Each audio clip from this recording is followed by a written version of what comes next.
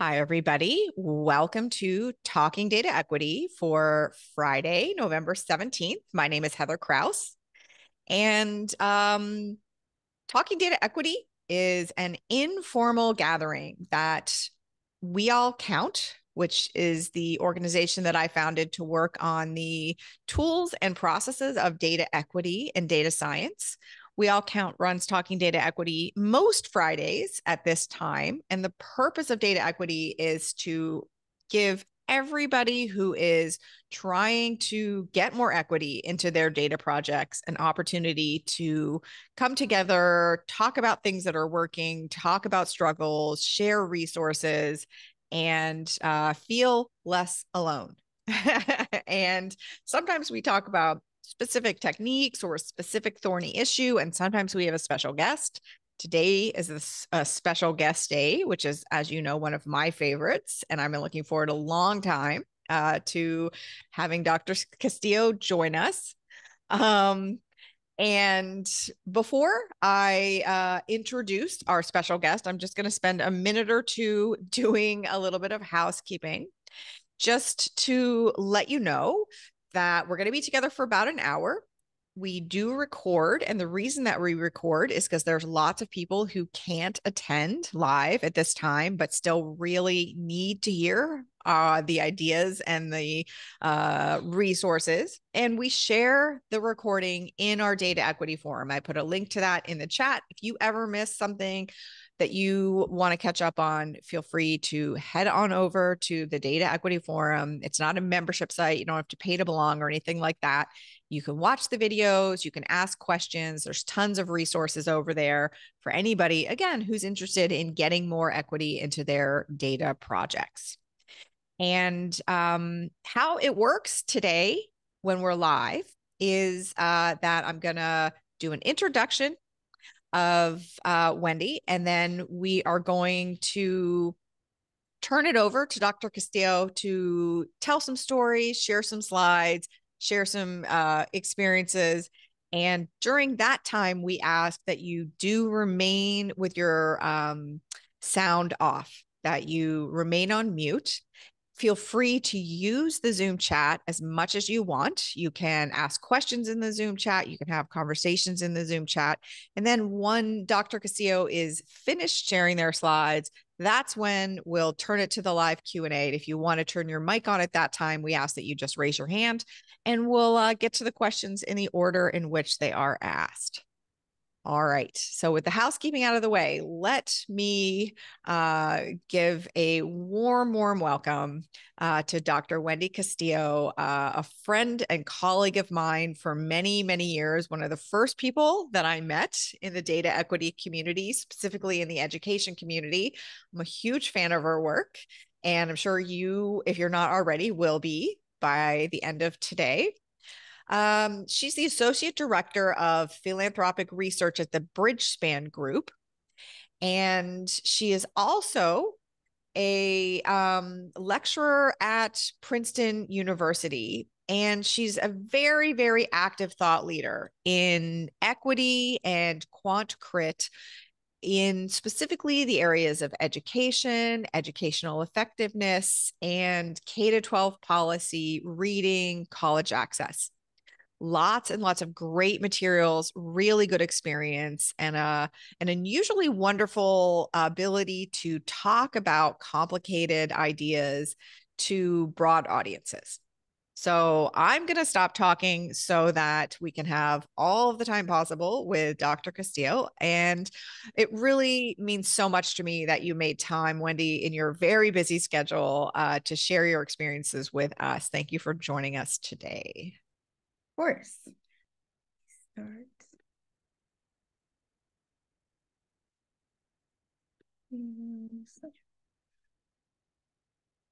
Great. So this is going to be hopefully an introduction to the framework and approach of quant crit.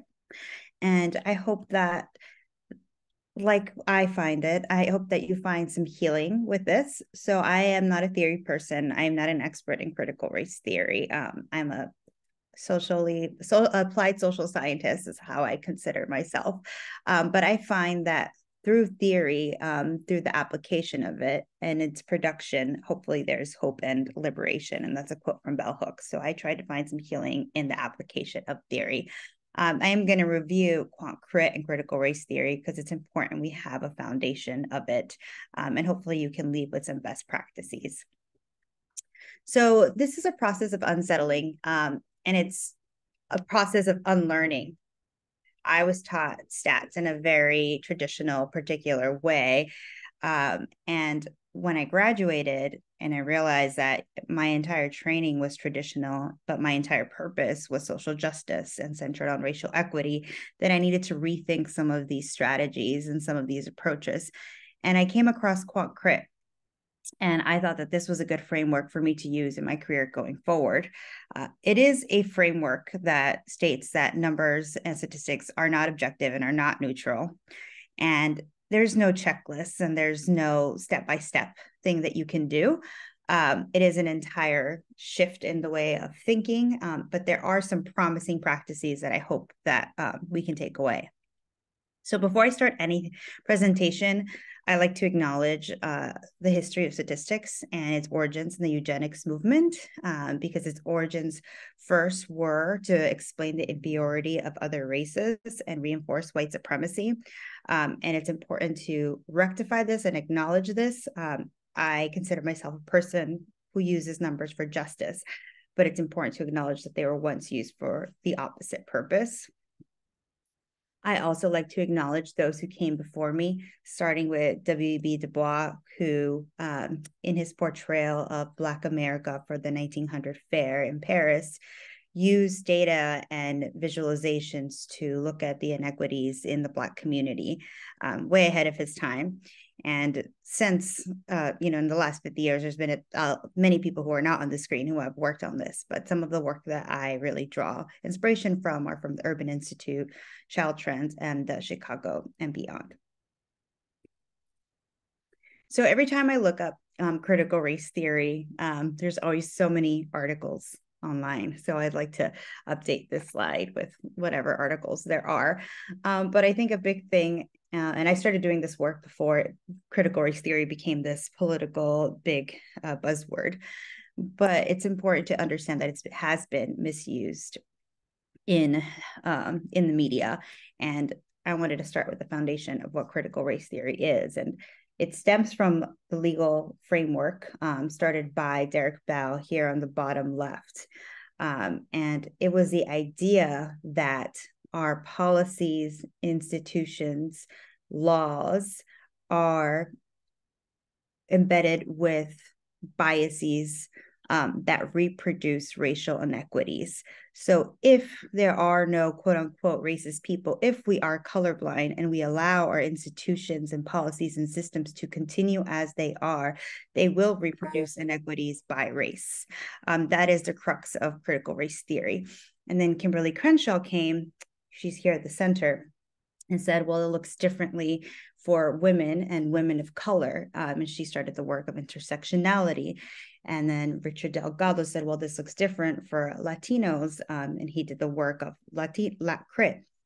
And then there's been this movement in the last 5 years that is saying, well, it looks different when you look at numbers. There's also a critical race theory lens through numbers. And Quant Crit attempts to take some of those lessons from CRT to understand quantitative material. And I understand that pictures are just one dimension of people's identity, and there's multiple dimensions that can be represented. But I always like to put the pictures of authors. It actually is a way for me to check myself in the type of work that I'm reading. Once in a syllabus, I put the pictures up, and then I realized that my econometrics course was, not surprisingly, mostly white men authors, but it really just put it into perspective when every time I was explaining the paper, I had to talk about white authors, even if it was about police shootings and homicides on Black individuals. So going back to Quant Crit was started by 3 men.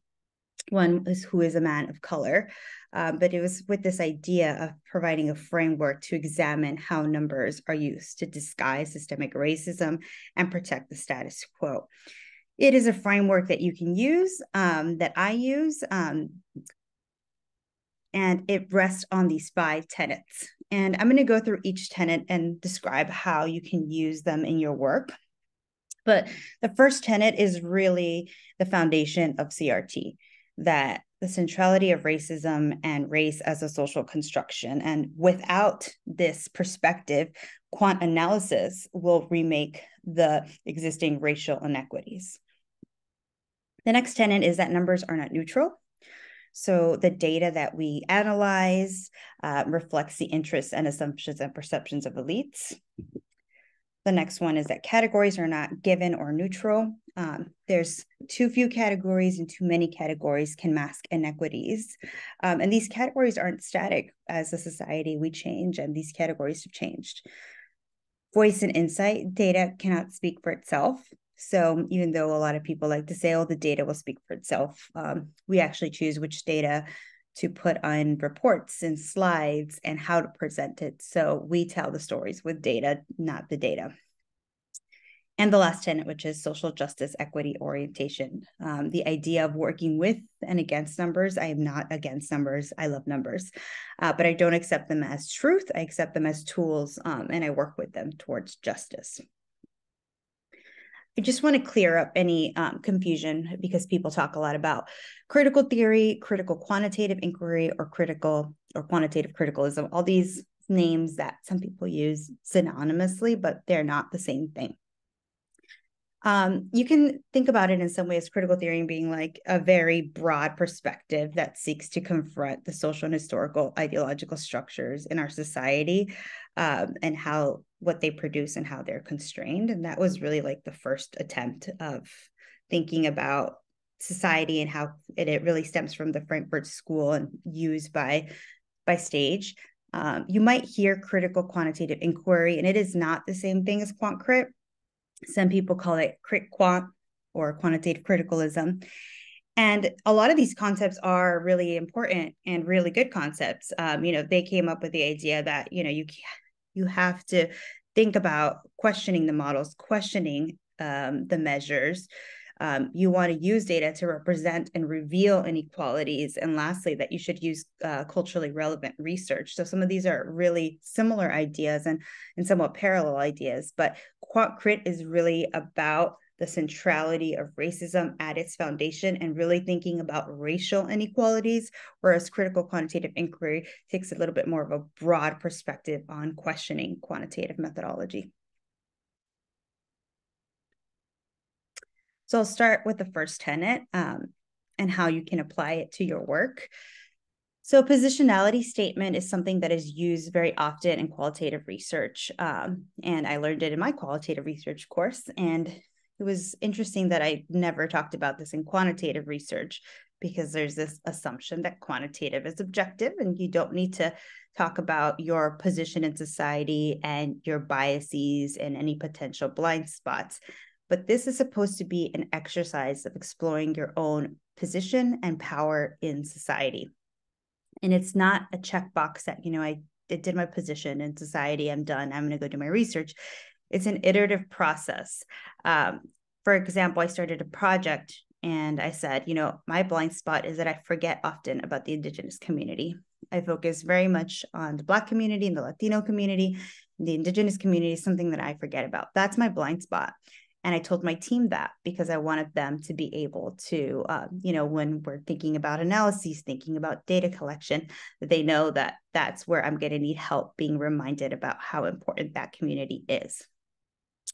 You can also do a team positionality statement. So it's not only about your position in society, and that might make you feel uncomfortable, but putting it out there so you can do one as a team. And it's not necessarily like we have a Latina researcher, we have a Black researcher, we have a person from low-income community. It's how those experiences affect the data you're collecting, the way you're doing your analyses, and the biases that you may have. For example, I have a bias towards helping Black and Brown communities. I'm proud of that bias. I'm not trying to get rid of that bias, but I'm being very transparent that that is a bias of mine, and that is why I do this work. And now you can read my papers, and it says in my papers as well, and know that that is a bias that I have, but you can read it knowing that information. Here's an example of one in a quantitative paper. They're becoming more and more common in quantitative papers, especially papers that say they do quant crit. It's a person who is a non-Indigenous researcher saying that they don't represent the views and standpoints of First Nations people, but they still think it's really important to do this type of work, and they acknowledge how they benefit from these ontological alignments, and how other people continue to be discriminated against them. So John Gunther provides this statement, and there's many, many others that you can do. You can put them in whatever report you write. You can just state it out loud before you do a presentation. You can talk about it in your projects and your team meetings. I talk about them all the time in my projects and team meetings.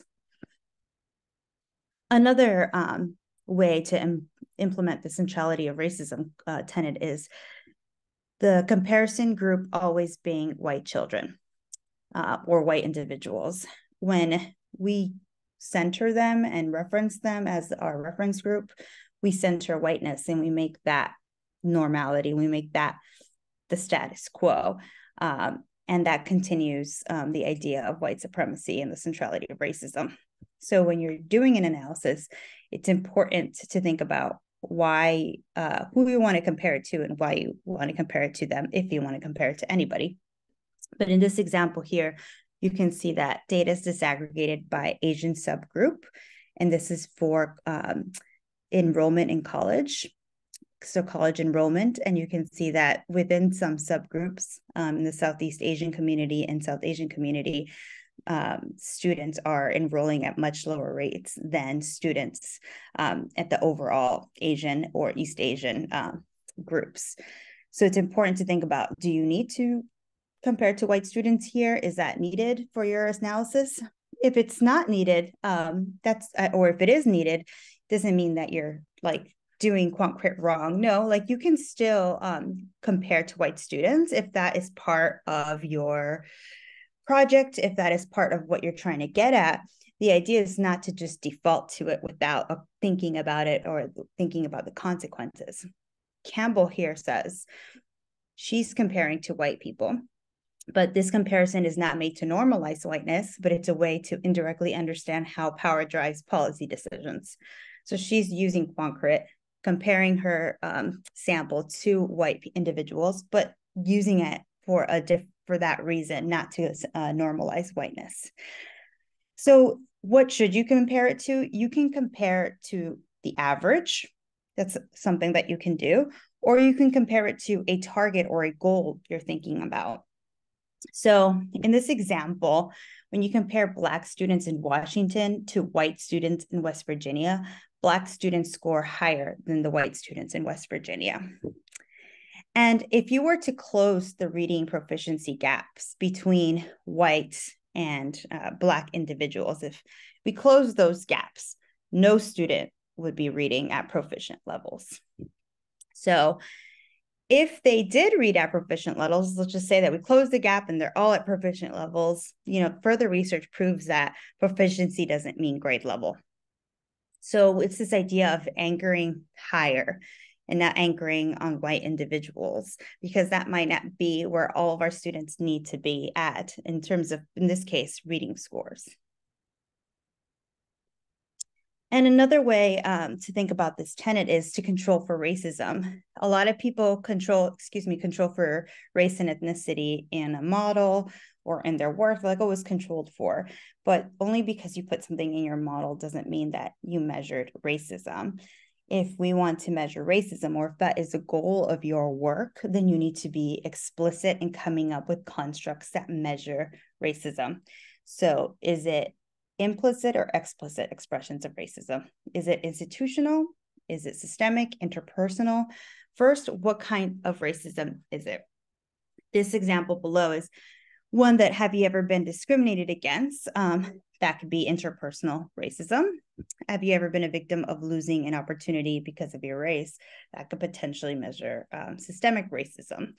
But there are more innovative ways that people have come up with measuring systemic racism.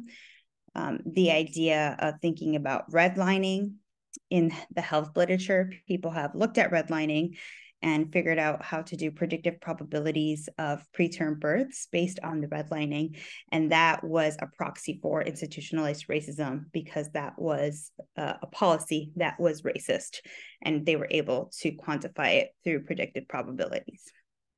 But when we're thinking about measuring racism, it's not only an exclusion, it's also an inclusion. So there's predatory lending, which we don't want communities of color to be overrepresented in. There's tracking and segmented workplaces, which we don't want individuals to, be white at the top and brown at the bottom. So there are ways to include that can be considered racist. And the next tenet is that numbers are not neutral. So quant data is gathered and analyzed in many different ways. And this Lego visualization shows you that data, which already was gathered by humans, and many decisions went into that big block of data in Legos. But depending on who sorts it, arranges it, presents it, and explains it with the story, will come up with a different explanation. So this one seems really simple. It's like choose your numerator and denominator carefully. But I feel like in a lot of the work that I have done in nonprofits and in philanthropy, we're always doing descriptive statistics. We're never doing these models or never trying to do these fancy experiments. So if you're doing descriptive statistics, you're likely doing averages. So it's important to know who is in your average, who's the numerator, and who's a denominator, and who are you including and who are you excluding, and how could that potentially change the way your data is presented. In this example of including or excluding students with individualized education plans, those are students with disabilities, this can change your score dramatically. And including them or excluding them, neither of them are wrong, neither of them are better, but they're different, and it's important to be transparent about what they each represent. And in terms of our models, statisticians, researchers, we often never ask the lived experiences of people to weigh in on the model or what should be measured. We choose the variables that go into the model. And if we're choosing garbage variables, then we're going to get garbage out.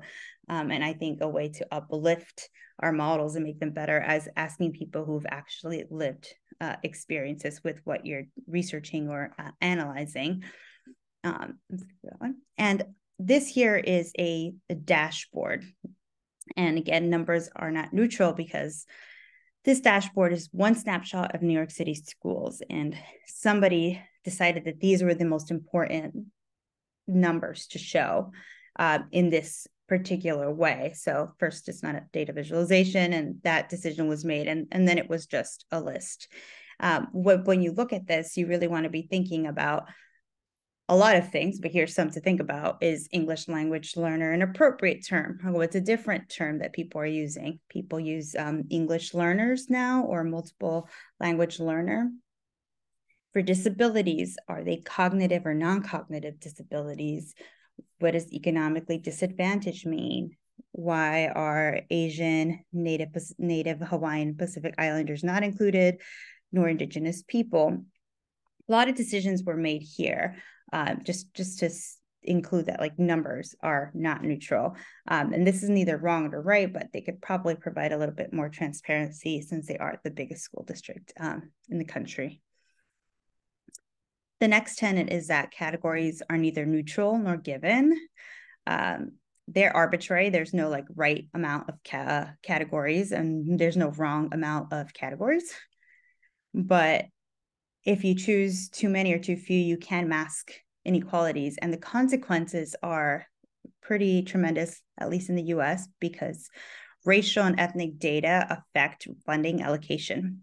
So depending on the snapshot and the portrait of, racial demographics that you have, that's going to impact how funding streams happen.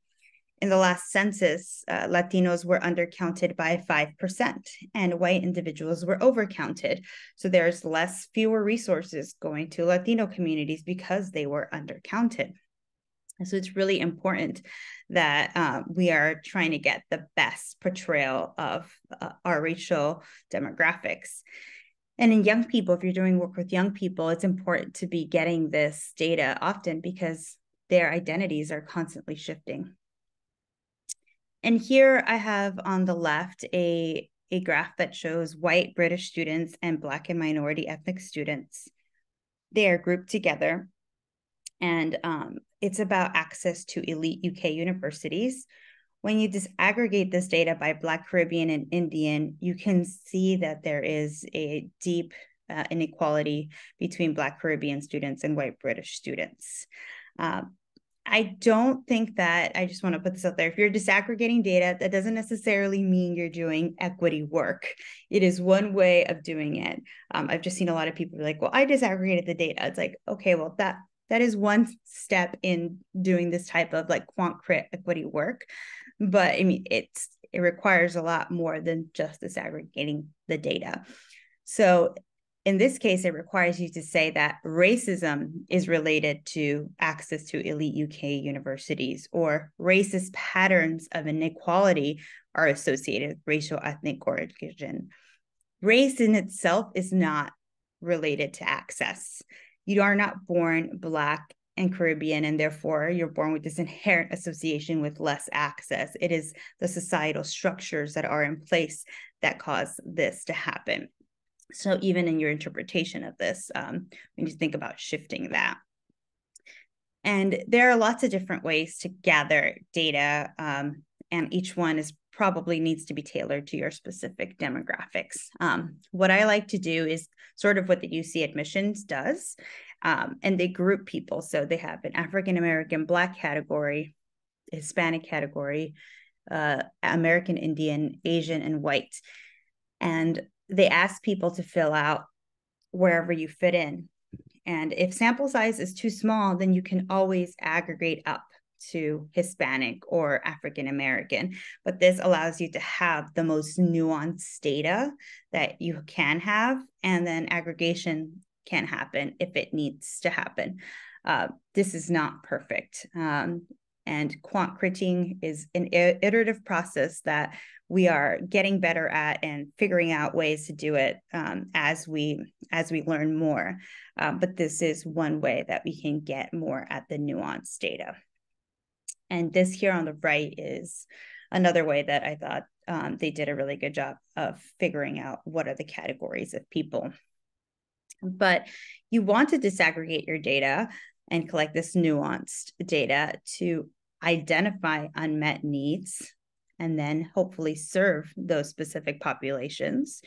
You want to ensure that if you're serving them, they are actually accessible to them. And then you want to improve those programs and initiatives. So it's really important of why you disaggregate data, but taking those next steps are all part of the equity work. It's not just uncovering inequities, but following through. So the second to last tenet is voice and insight. Data cannot speak for itself. So I mean, I think this is just good data, like good data interpretation. You should always compare it to something else and hopefully to similar communities to put it in context, not just saying statistically significant. When I review proposals and people say, we're going to look at the statistical significance, I'm like, that doesn't really mean much. Like if you change someone's test score by 5 points, I don't think, even if that's statistically significant, if that's not changing their life in a significant or meaningful way, if that's not an economically significant finding, if practically significant finding, then it's not very meaningful to people on the ground. So just thinking about contextualizing it. 70% might not sound like the ideal number, but if you contextualize it, all of a sudden you give it some type of life and are able to make meaning out of it. You want to tell counter stories that defy the average. So Statistics is not meant to apply to everyone. It's about an average, but the average person is not a real person. Average usually applies to white people, and white people's experiences are treated as normal, aspirational, and minoritized experiences are deficits.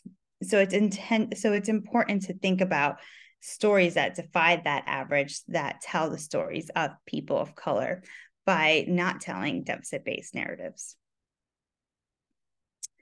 Another way is grounding your truth, which is one that I've seen before. And it's the idea of having advisory committees that represent the communities that you are researching or doing work with. And they are part of every part of the process, or at least some important part of the process, where they help make sense of the data. So Street, and this was in an Indigenous Australian context. The group consisted of 8 individuals, and they were part of the formal and informal meetings throughout the whole process.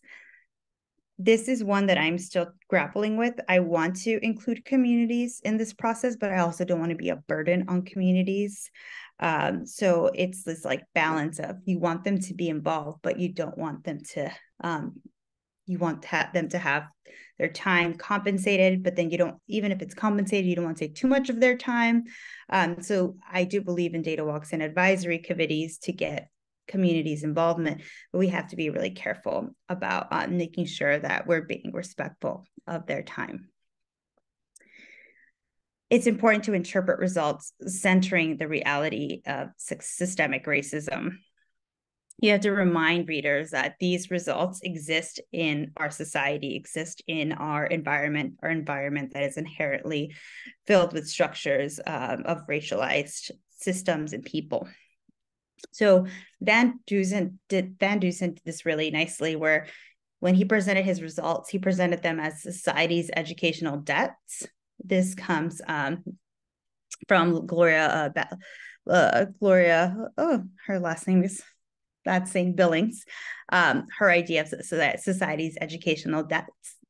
And he was able to say, like, if society's educational debts before instruction were large enough that women and Black men's average scores were lower than white men's average pre-test scores, society would have to provide opportunities equivalent to taking the course up to 2.5 times to pay those debts. So it's this idea that we owe something to those societies that we have oppressed. And the last tenet is social justice and equity orientation. And one big thing is that metrics that we use have been white-centered. So the idea of going beyond those metrics, and I understand that we have to, for lots of political reasons, still use test scores or things like that. But before choosing it as a default, like we compare to white students as a default, think critically about who created them. Were they consciously centered on Black and Latinx students, or whoever your student population is? And do families value these measures? A lot of the times, if they don't value the measures, they might not value the results of whatever it is you're presenting.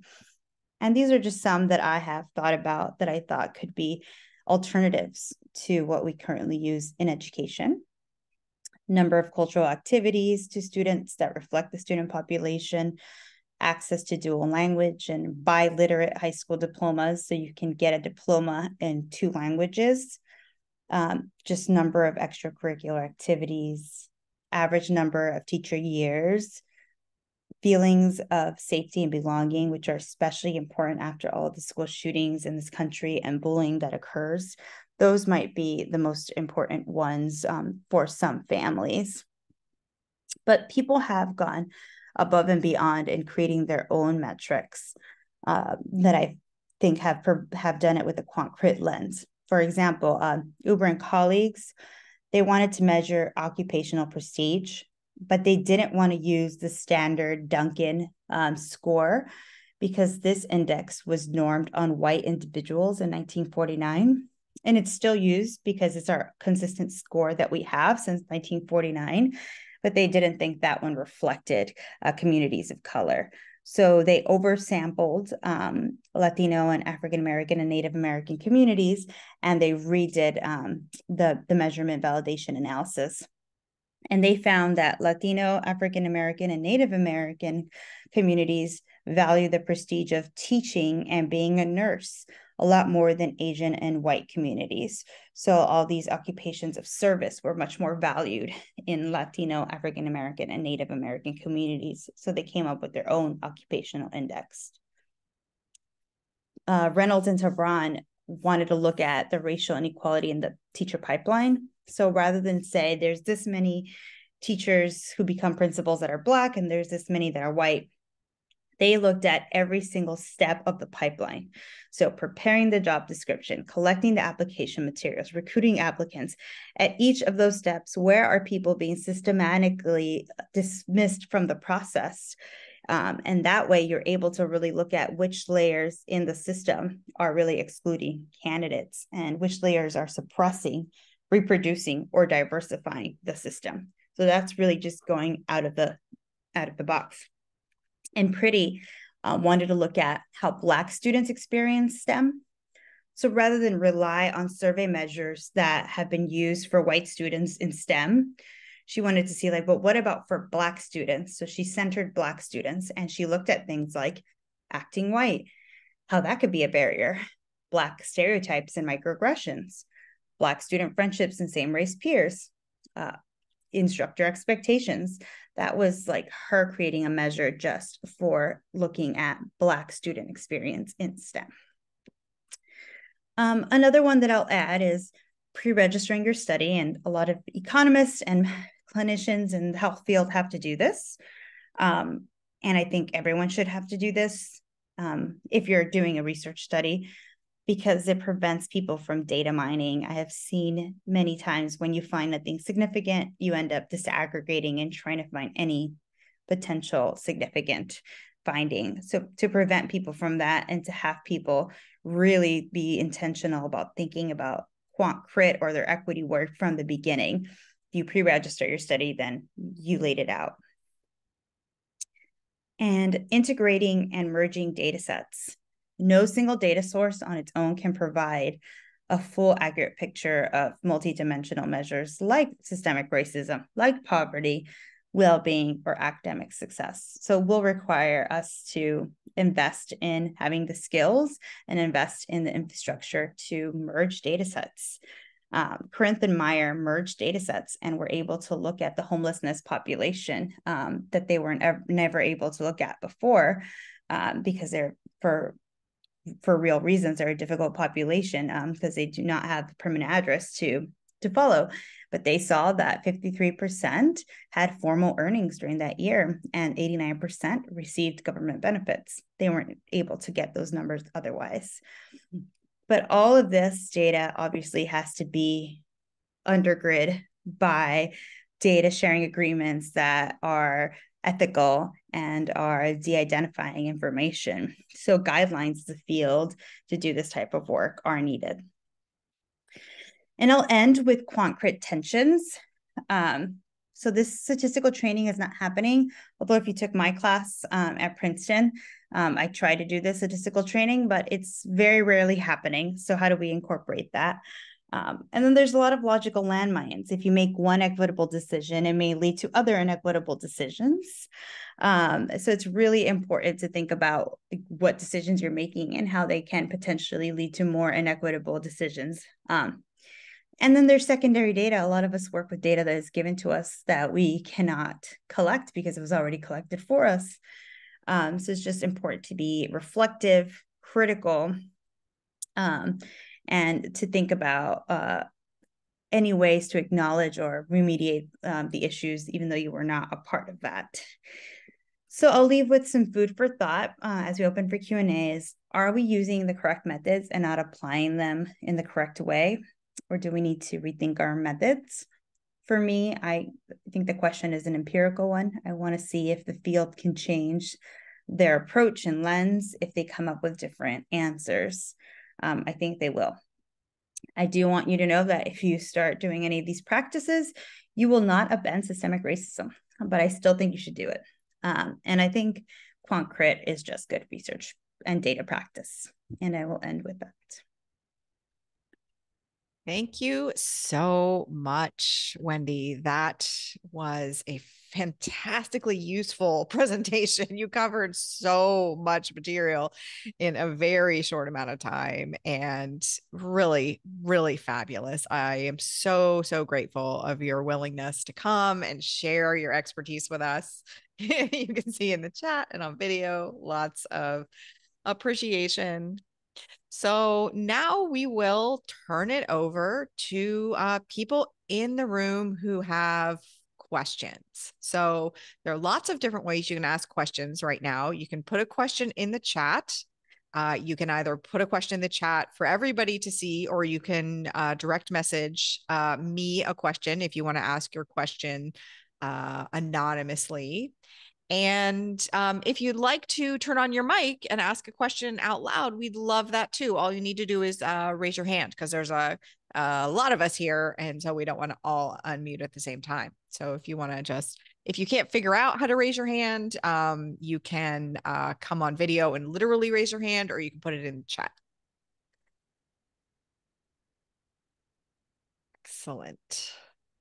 Yes, the resources are going to be shared.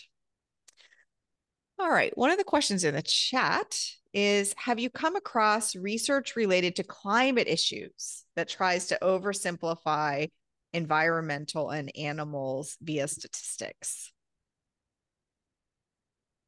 Have you come across environmental research that does anything else? Yeah, good question. No, but one thing I think about is like the idea of environmental racism and how to measure environmental racism. That's in terms of climate change. That's in terms of my area of purview. That's things that I would be interested in. I don't know if you've ever seen anything like that, but no, I haven't seen that in climate. I'm sorry. I have read. I'm well read in education, and health literature is actually really ahead of its time. So I'm starting to read a little bit more about health literature. Yeah, you're not, no one's expecting you to be a subject matter expert in all topics. And really appreciate that. One piece that I'll say is that I think that there's an organization called Global Fishing Watch that, again, very narrow topic there, not all of environment, but they're really trying to do some work to highlight the equity issues and the way that data is used. We're working on bringing one of one of their team members to an upcoming Talking Data Equity. But in the meantime, you might want to Google Global Fishing Watch if you're looking for some examples in that sector. Ooh, there's a great question, Wendy. Are there quant crit communities that we can connect with to keep learning together? Sometimes when they ask me that, I talk about we all camp. Yeah. I was gonna say Oh you're no. at one. And we started a new organization at ARA, which is the American Education Research Association, has a SIG group, so an interest group that we just started because this is all just so new. So we just started at that one. So at ARA, and then this one. But I used to have, I mean, I still do have a really good following on Twitter, but Twitter is kind of dying now. But it used to be such a good learning community. And that's where I started learning about quant crit. I have to say, I am not active on Twitter, but pretty much the only reason I ever log into Twitter is to see what Wendy is talking about and the resources that she's sharing and the ideas. So, yes. Okay, here is a couple of more questions. One is that's direct message to me is, who do you think are the most important gatekeepers in the education research sector of being able to transition from traditional analysis to something like quant crit? I think there's two. It's just an older generation of researchers and professors who feel have felt threatened by me. Like I'm trying to like take because I'm basically questioning everything that they have ever done. So it's difficult to get their buy-in, and they do not teach this because that's not part of their training. So I think like that is a huge barrier. But then from a funding perspective, whenever I haven't funded anything in a while, but when I was a funder, it's those like I would look for data equitable practices when people were like, if you didn't have that, you got points taken off from me. So changing like what you look for when you're funding research, and that's happening a little bit now. Like the Department of Education and some funders now require you to say like, who from lived experiences are you bringing into your team? Like that's like step number one. Mm. But a lot of the times when I would read some of these proposals, they would just say the words and not tell me like what they were going to do. They're like, oh, we do equitable participatory practices. But like, what do you do? Like, how do you do it? And I think from a funding perspective, you also have to allocate more money because doing this type of work that incorporates community and participatory work takes longer and is more expensive. So that requires like you don't want to do the same project with the same budget. And now the project it requires deeper expertise and deeper analysis and deeper engagement. So it's also from the funding perspective. I feel like that they pull the purse strings, but then just the researchers as a community also have power, and we need them as allies. Yeah, I think that's a great answer. It's such an important question. Thank you for asking it about, like, how do we move this needle? And I think that your answer is really, really helpful in thinking about, in the limited time and resources that we as data practitioners have, where can we devote them to trying to move this needle? It's a really important question. Okay, a couple of great questions. We won't maybe get to them all. If we don't get to your question, feel free to put it into the community forum. My organization is trying to apply quant crit principles to research that's not focused directly on racism. Specifically, we are looking at the impact of curricular changes on student outcomes. What advice or thoughts do you have? Um, it doesn't I think everything is inherently biased and has inherent. So what in the curriculum and what in the changes are being or not being centered on the students that they're trying to impact? So thinking about those policies that like, what does a curriculum look like? Is it culturally responsive? Is it the same, does it have any evidence of working in those communities in the past or in any communities? But you don't have to think about racism as well when thinking about quant crit. You could also think about whiteness and measuring like the idea that there's so much white supremacy or white centered ideology in these things. A lot of the times we're always studying Black people and Latino people, but it's important to also think about like studying whiteness. Oh, yeah. I couldn't agree more, Wendy, with the idea that it's not just research that is trying to understand a Black student or Latino student that should focus on quant crit. It's the ones that are claiming to develop evidence about the student population in general. Like that is a synonym for white unless we use these types of approaches. So And happy to have that. Go ahead.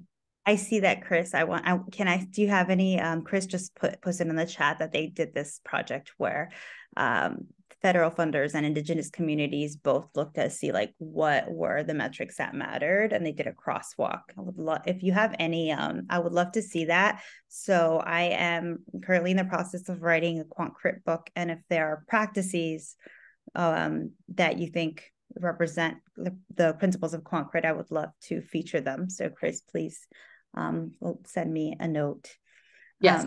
Thank you. And I will. The work's actually almost 10 years old. We were doing this work a long time ago. And so, but yeah, so I will gather some of the publications and both formal and informal. And I see some people have asked for that, and I will do my best. Everybody wants it. Yay. I'm excited. And I'm excited. Thank you for this presentation. So. And I saw that, Sarah, you asked a question about how to engage communities in meaningful ways. I think first compensating them. And I think that's something that Heather is really good at too. But I always like to compensate communities. Like once I did a project where I engaged young people for like, I want to say like 60 hours. It's a lot. So I paid them $1,000 because that's a lot of their time. Like they're not just gonna, they can't do this. Their else is very exploitive. But in terms of sharing the decision-making power, I think it's our jobs too. So I can like guide people into figuring out what are the metrics that are for them. So it's our job to guide them into figuring out what are the metrics that they might care about. And it's also our job to like discuss with them and engage with them and like which ones are the ones that we should choose. And there should be some shared decision making power. I'd love to read what Chris wrote, but like it was about the federal funders because they have the money. You have to do that, but there might be some things that we can add that it's not necessarily a big lift. Hopefully that could eventually invert itself. But I think that's one of the ways to do it. So even though they're not technical, you can still guide them into figuring out, oh, you care about sense of belonging. Okay, I'm going to figure out how to measure that and validate that for you. But you just have to get them to figure out that this is what they cared about. Yeah, I think that's a really good point that community participation doesn't require technical expertise on the part of the community. That's kind of our job to help them. I think time for one more question, and there's a question in the chat about and again, we're not expecting you to be a subject matter expert on everything. Do you know how QuantCrit has been appraised or adopted by any researchers in the global South?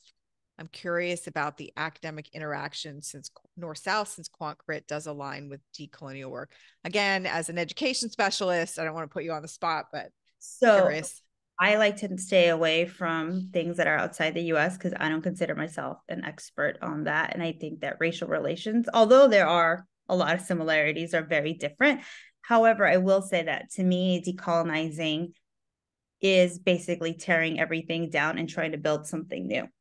I think it's one step further. And for me, where I am now, I think that QuantCrit is let's take the tools that we have now and do them in a different way. If in 15 years we took the tools, we did them in a different way, and we're still at the same place, then I think I need to like destroy everything as well. But I'm not there yet. I want to give these tools a chance because I don't think that they have been tested in those ways. But I think that's where decolonization lies in terms of like the continuum of where we're going. And in the global South, I think there's a lot of research to be done on how QuantCrit you can apply it. I haven't done it. And I think anyone who does it hopefully are like experts on the relations, because there's a lot of colorism in Mexico, colorism and caste system in India. So I could see those being applied in some ways, but in every context, it's going to be a little bit different. Yeah, I would agree with that. And I would say if you want to look for some examples of places where I've seen QuantCrit being applied by researchers who are living and working in the global South, sexual violence and gender-based violence research is probably the leader that I'm aware of in that. It may not be the all-out leader, but in the places where we work and the people that we collaborate with. And we're also really working hard. One of the disadvantages of doing Talking Data Equity live is that it does make it harder. So we may do a couple of taped Talking Data Equities in 2024 with researchers from the Global South. So if you're interested, let me know. So we need to leave it there because we try very hard to keep our commitment to ending on time so that you all can have something to eat or drink in between. So we're not going to take any more questions live, but I know that there's a lot of interest in this presentation today. The recording, the resources will be available in the Data Equity Forum. You can continue to ask questions there. You don't have to end the conversation here. You can ask questions in the events section where we're going to put the video, or you can ask questions in any of the other sections of that forum, the resources section or the question and answer section. Dr. Castillo, let me say one more time how fabulous this has been, how much We value your time and really appreciate that you were willing to share it with us today. Thank you so much. Have a good weekend, everyone. Have a great weekend, everybody, and take really, really good care of yourselves. Oh, and we're not here next Friday. Next Friday is a big holiday in the United States. So we're going to take it off here in Canada as well. So no Talking Data Equity next Friday. We are going to be back on Friday, December 1st. Can you believe 2 weeks from now it's December 1st? We'll be back on December 1st. And I'll see you all then. Bye, everybody.